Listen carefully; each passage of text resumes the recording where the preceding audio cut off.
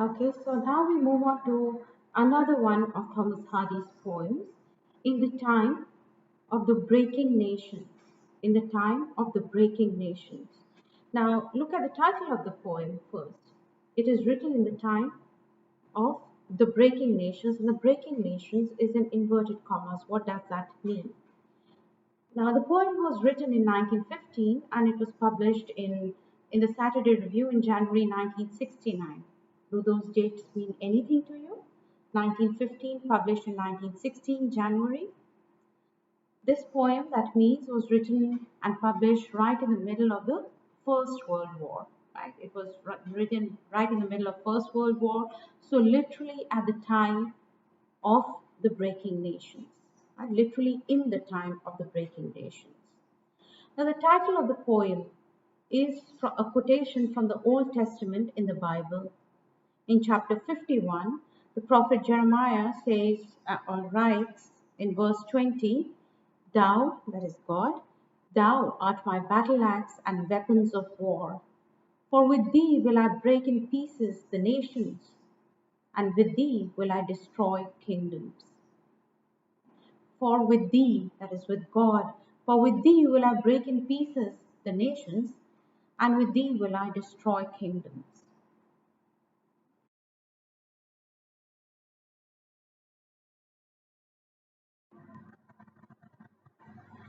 So that is the quotation from Bible. That is a verse from in Bible from where Hardy gets the title of the poem, "The Breaking Nations," and it is a very relevant title because he's writing, as I said, during the First World War when nations are going through this breakdown. They are going through this phase of extended war, the kind of war that the world has never seen before this.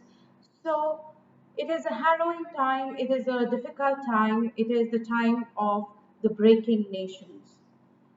So, but the verses from Jeremiah's, uh, the verse from the Bible show that although all sorts of people, including country people like the shepherd and his flock and the plowman, his team of horses here, uh, they're all crushed and killed and they suffer during the war.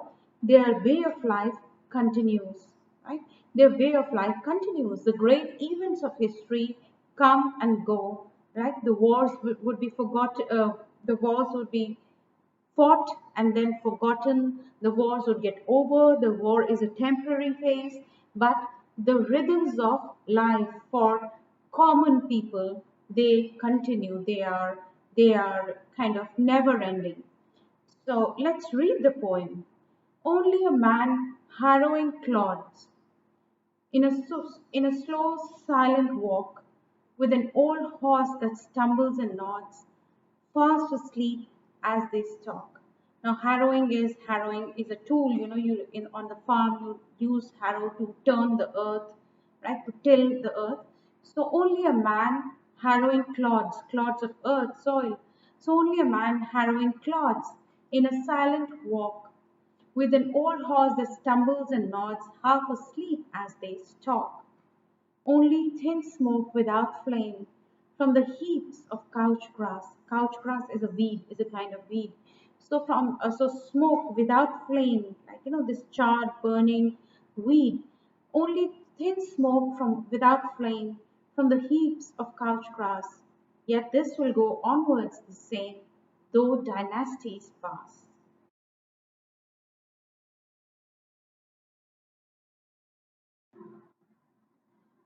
And yonder a maid and her wife come whispering by.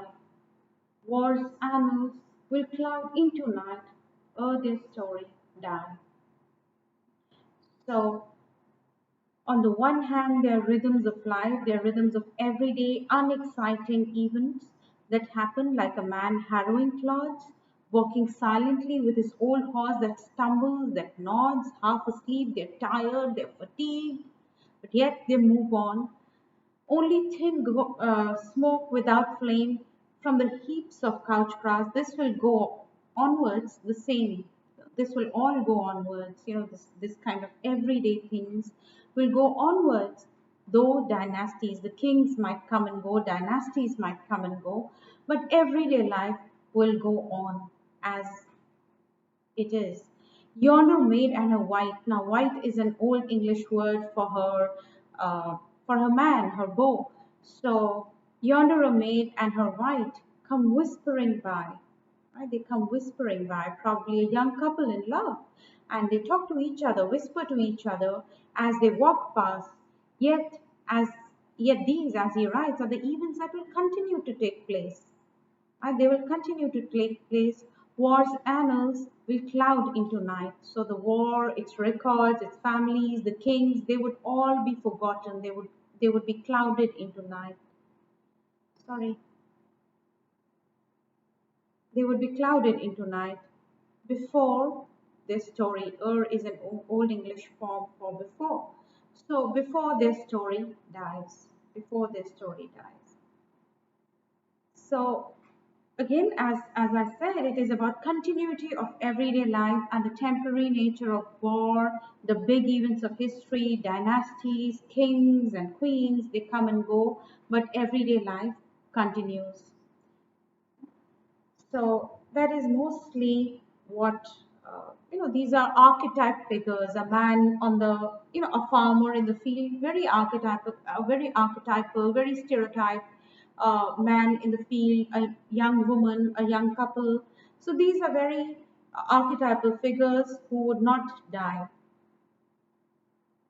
Now, I would just talk about a little bit about the form of the poem, and it's very interesting. Look at the rhyme scheme. It is a very simple rhyme scheme: A, B, A, B, clods, nods, walk, and stalk, and so on. So A, B, A, B, C, D, C, D, yeah. So and they're long vowels. There is a peaceful L, very unexciting, only a man with harrowing clods in a slow, silent walk. So the repetition of L sound, right? Consonants of L sound. L sound is a very soft, fluid sound.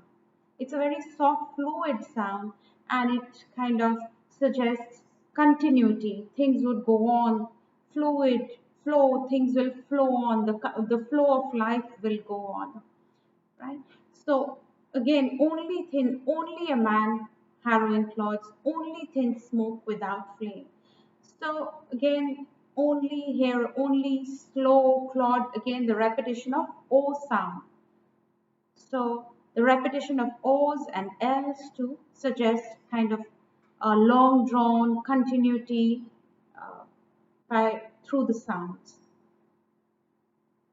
There is nothing really special happening, but then this ordinary rhythm of life will stay as it is.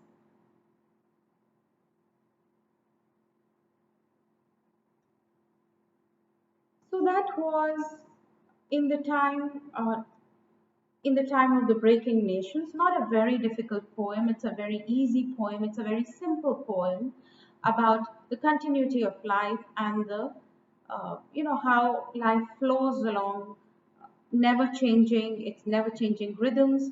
Kings might come, dynasties might come, wars might happen, nations will rise, nations will break, but ordinary life will continue. And as I said, a uh, very ordinary rhyme pattern, A B, and it continues, right? So it the very form suggests continuity, ordinariness, vowels like H, L, O, right? So again, suggesting very soft vowels, no harsh sounds, not really any harsh, peculiar, sudden sound. It just suggests that ordinary, what is everyday continues. So that was a very simple poem. We move to a little more complex one, the convergence of the twain. Now, in the earlier poem, he was talking about ordinary things and the continuity of ordinary things in the everyday life. But here, it is completely different. Look at the epigraph of the poem, lines on the loss of the Titanic, the ship. You remember? in 1912, the Titanic. I'm sure all of you have seen the movie as well. So the sinking of Titanic was one of the greatest uh, accidents in the 20th century, right? Greatest sea accidents in the 20th century. And so, unlike the rhythms of everyday life that he's celebrating, that he is not really celebrating, but he's emphasizing in the last, he was emphasizing in the last poem, in the time of the breaking nations. Here, he's talking about one incident, one shocking incident that left the world astonished, speechless, one incident that we still remember with a great amount of trepidation. So this is Thomas Hardy's take. So it is an occasion poem written that is written for a specific occasion. It was written for a fundraiser a month after Titanic sank, and it was printed on the pamphlet. Right, it was printed on the pamphlet for the fundraiser. So it is called the convergence of the twain. Now, what is twain? Twain is two things, two separate things, right? And what is convergence? Coming together. So two things coming together. Twain, two things coming together. What could be the two things that came together? Remember, it is on the loss of Titanic. What are the two things that came together to cause this loss of Titanic, to cause this great accident?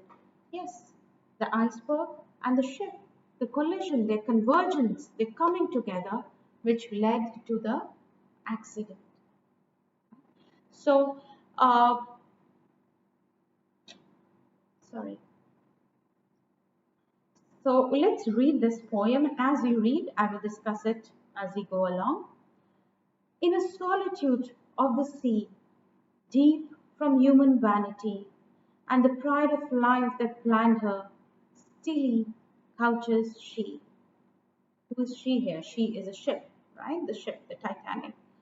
Now, where is the ship?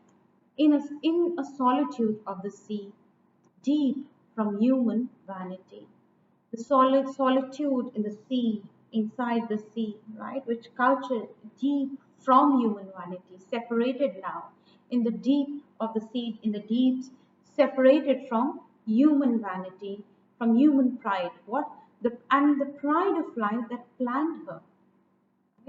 Titanic was this great symbol of human enterprise, this great feat of engineering, right? Human enterprise, man taking control over nature, this big ship that is going almost a town that was going to cross the Atlantic, right?